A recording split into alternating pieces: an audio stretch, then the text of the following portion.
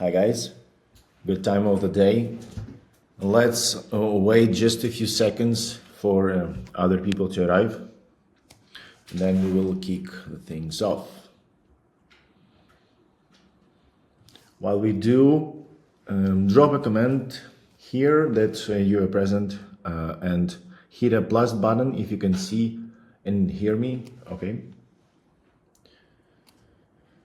Plus.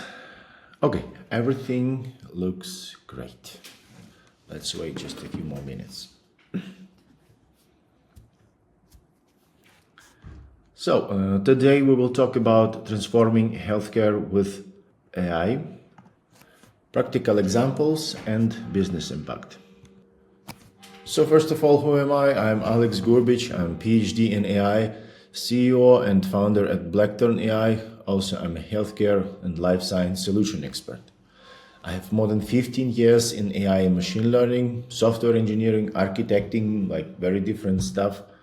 I led AI teams, I led data teams, software development teams in healthcare, drug discovery, life sciences, smart city projects. My expertise covers computer vision, NLP, data science, and other areas. So let's buckle up. Today we will talk about several applications of artificial intelligence in healthcare. We will talk about predicting readmission risks with AI, AI assistance for medical documentation, AI-powered patient triage or automation of a physician assistant, AI for medical imaging analysis, and generative AI for advanced medical imaging. At the end of the session, we will stop for Q&A, so feel free to type questions in our chat. We will go through all of them at the end of the webinar. First case we will review is predicting readmission risks. First of all, problem statement. 1 out of 5 patients return to the hospital within 30 days after the discharge. 30, 60, or 90, there are different types of readmissions. Single readmission cost in the United States is around 50 to 20K in medical expenses. Oftentimes, it's not covered with insurance. Also, statistically, readmissions led to declines in patient outcomes, high risks of complications, and mortality. So the solution could be to identify patients' likelihood of readmission as input to clinical decision-making and interventions. Do something before the problem arrives, preventing instead of reacting. It's all about AI. So the strategic approach that we took, first, of course, we studied the processes in the hospital. We found out the stages of the business operations in which we can intervene. And then we designed the system in front of you. So there will be a clinical data stored in some kind of warehouse. There will be a smart, intelligent service that evaluates readmissions. And based on this data, it outputs predicted readmission probability per patient in the form of the dashboard. Yeah, the third part of the system is kind of Power BI on top of this AI service and database, which outputs the probability of readmission per patient. Then this information serves as input for nursing staff and clinical people who can use it as a recommended way to adapt their care operations to the state of patients. Here you can see this arrow. And as a result, we expect that something change in these patient outcomes. This is the whole idea of this application. Here you can see the stages of clinical workflow on which we intervene. We have 3 stages of intervention. First is the admission stage. Here you can see the features that we know about patients at that point in time. Admission time is when we have a preliminary diagnosis. And based on this preliminary diagnosis, the first model output is made. In around 5 days, patient receives a final diagnosis.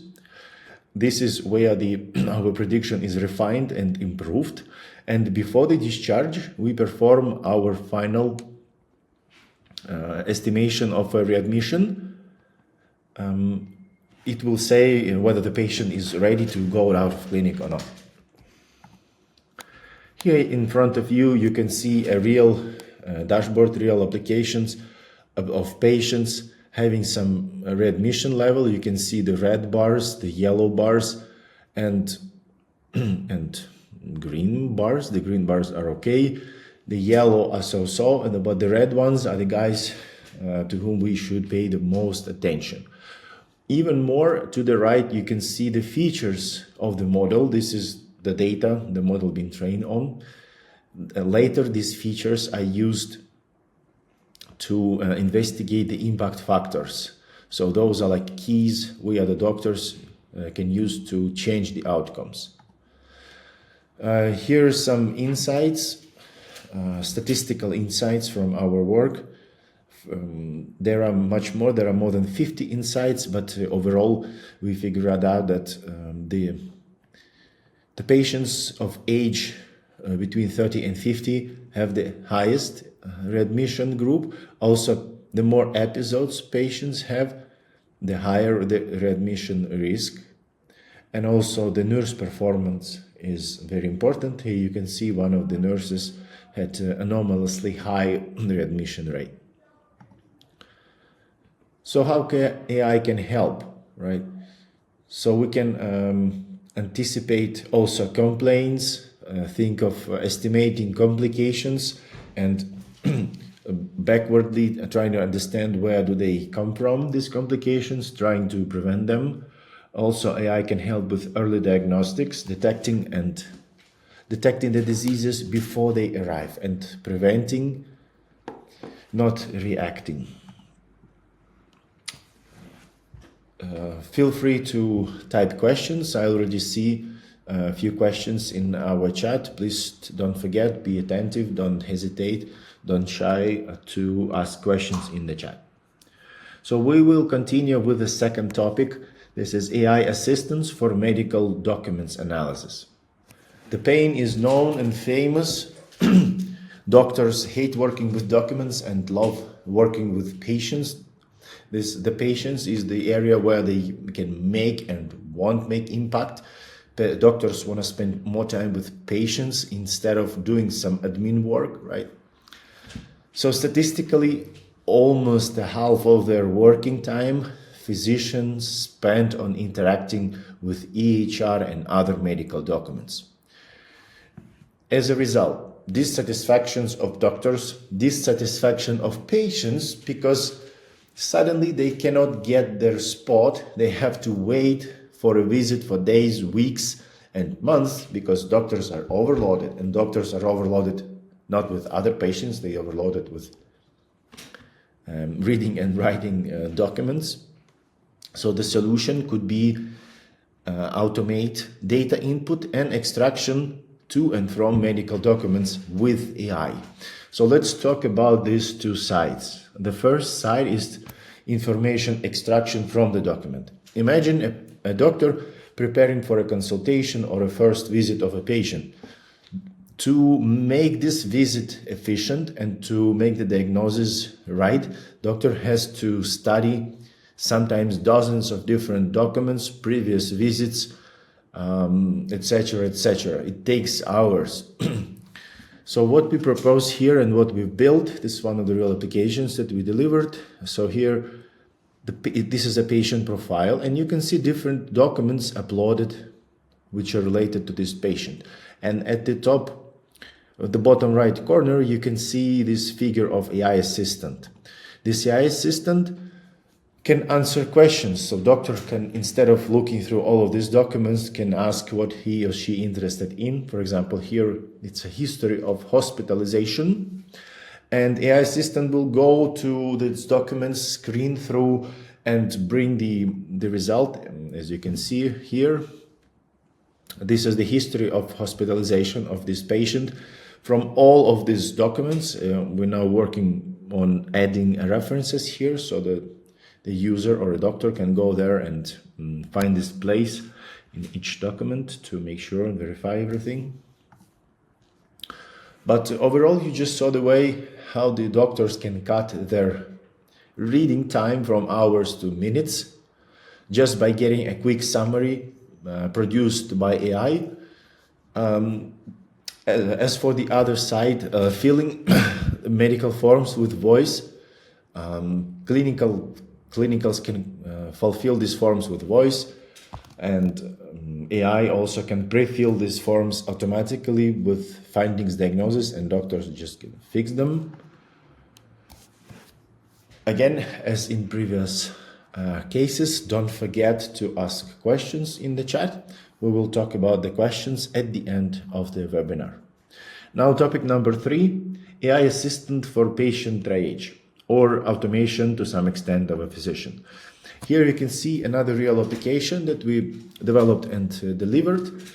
Here you can see such repetitive functions of general practitioners as renewal of prescriptions, consulting on symptoms and complaints, discussion of analysis and research results, and questions related to pregnancy, children health. So all of these are specialized AI assistants, which in the form of a live chat can address these concerns, questions, renew prescriptions. Of course, these results will be sent to a doctor in a short format, and the final decision will be made by the doctor. But still, first of all, they work 24/7. Second, it will save a ton of time for general practitioners. So to summarize, doctors can focus on taking care of patients instead of doing administrative work, and AI can consult a patient on prescriptions, symptoms, complaints, and other types of care, other topics which are usually answered by a receptionist or therapist or general practitioner, thus relieving these people from these repetitive and boring tasks and allowing medical professionals focus on their duties, being more time with patients, making impact, instead of doing paperwork. As a result, AI can collect and analyze symptoms and navigate patient to the right medical specialist. I will share the slides after this webinar, and you will be able to try this program using this link here. Again, don't forget to ask questions. I see a couple of people typing. Thank you. AI for medical imaging analysis. This is the fourth topic for today. In front of you, you can see another application that we've delivered.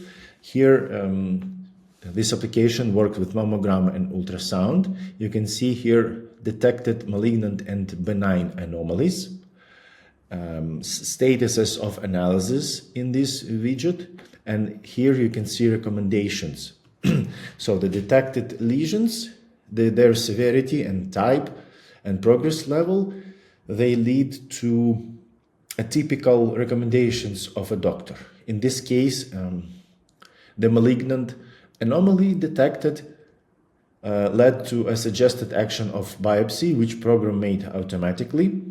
And me as a user, as a patient, I can open this mammogram. The program will point me to the place, to the finding, which I can review myself.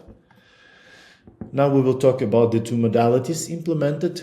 First of them is mammogram. Here you can see the 4 views of mammogram. Upper left, upper right, left side, and the right side. And the severest level of a lesion detected on each of the modalities. And also, but very important, is confidence level.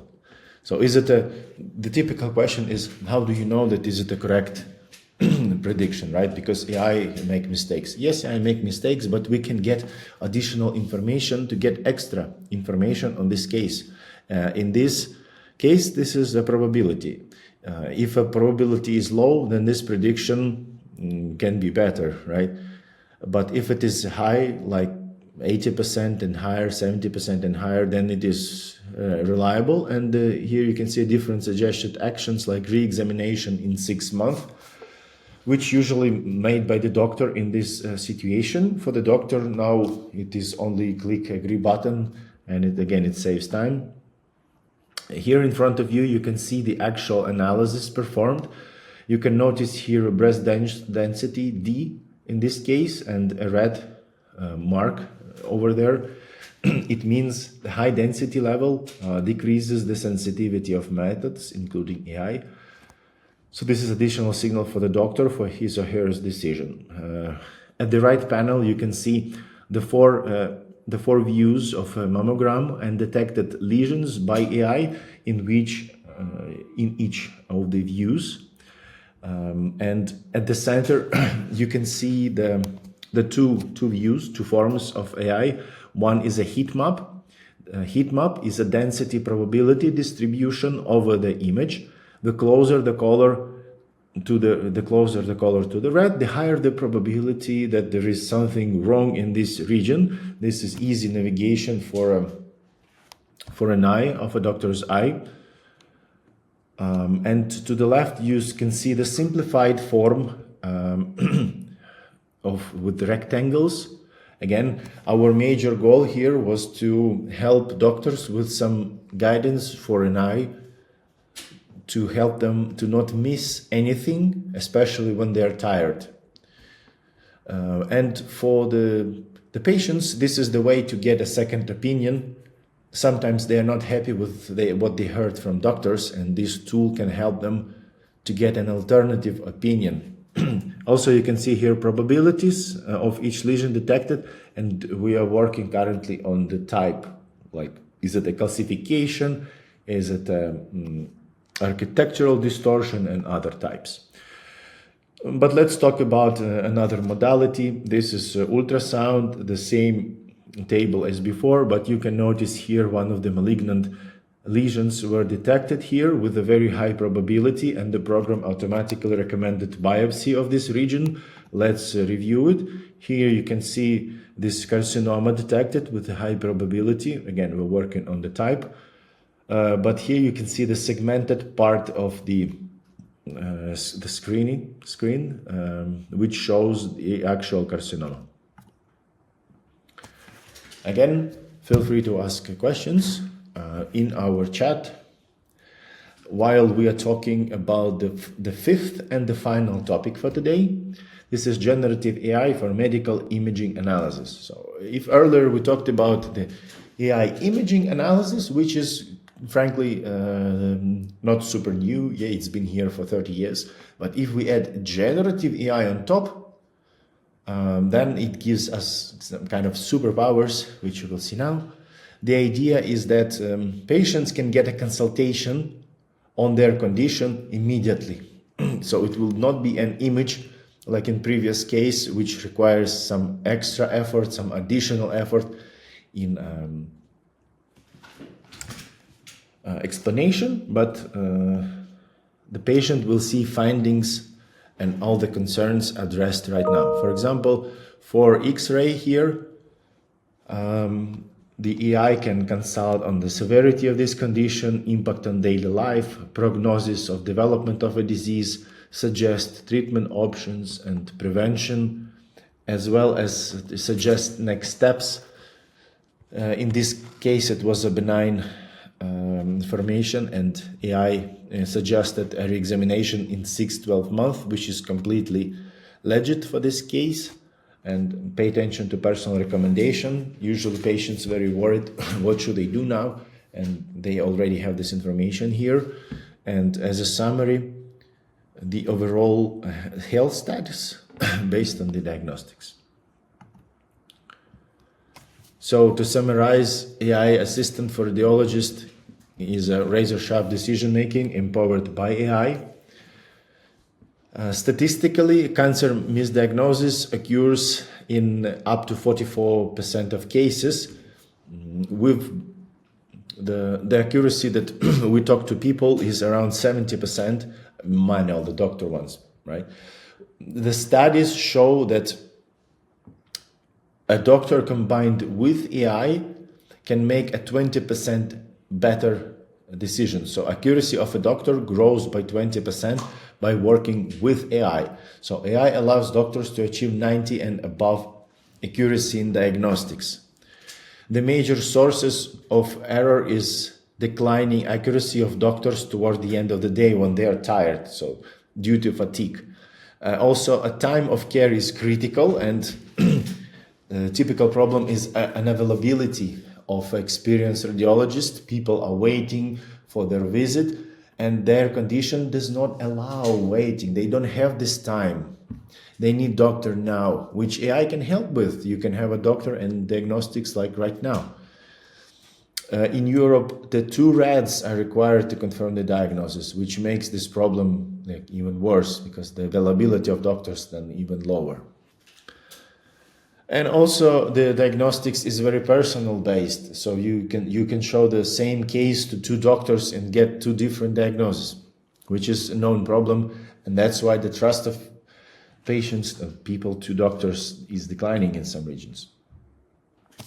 As opposed to human-based analysis, AI provides immediate and evidence-based second opinion on a patient's condition, assisting the doctor and efficiently decreasing the chance of a wrong diagnosis, either as a guidance for an eye or as a second opinion, a separate tool for patients. Overall, research shows that AI gives a 20% cancer diagnostics accuracy boost if doctor uses AI. So, takeaways and the question which I most often hear talking about AI in healthcare: will AI replace doctors? So the answer is yes and no. No, because humans will always need a human touch. AI will never replace it. And yes, because AI makes doctors more efficient. AI makes doctors faster, more accurate, more attentive. It allows them to do more work. And if one doctor can do more work with AI, then the less doctors is needed. This is first. And second, doctors who know how to use AI and use AI in their practice now are just more skilled doctors than typical ones. So think about it. You need new skills, guys. Doctors. It's time to learn AI. Q&A sessions. Now I will review questions which I received in the chat. Okay, and the first question that I see is, what are some of the most successful examples of AI implementation in healthcare that you can cite, and what results exactly have they yielded? So today we talked about the medical images examples. Those are very popular ones. You saw mammo, you saw ultrasound, but also the very popular are X-rays and MRI, like lung cancer. So the benefit is first reduced time to diagnosis and increased accuracy. I can give you some exact cases. For example, IBM Watson Health AI in studies demonstrated accuracy of up to 95% in comparison to typical in industry 75% cancer diagnostics. Another problem was with MRI. The MRI is a very time-consuming procedure. People stuck in this tube for almost an hour, and every rotation of a leg or a body, it ends up with blurred images. So MRI combined with AI for image improvement. This is the technology in which AI on the fly, like in your iPhone, improves image. It reduces the time of this procedure to 20 minutes, sometimes 30 minutes, so almost twofold. So imagine you can have 2 times more MRI patients with AI and with the same high quality images as outcome of it. So this is 2 cases of a real impact of AI studied and documented. Okay, second question is, how does the AI integration specifically improve the quality of patient care and their satisfaction with healthcare services?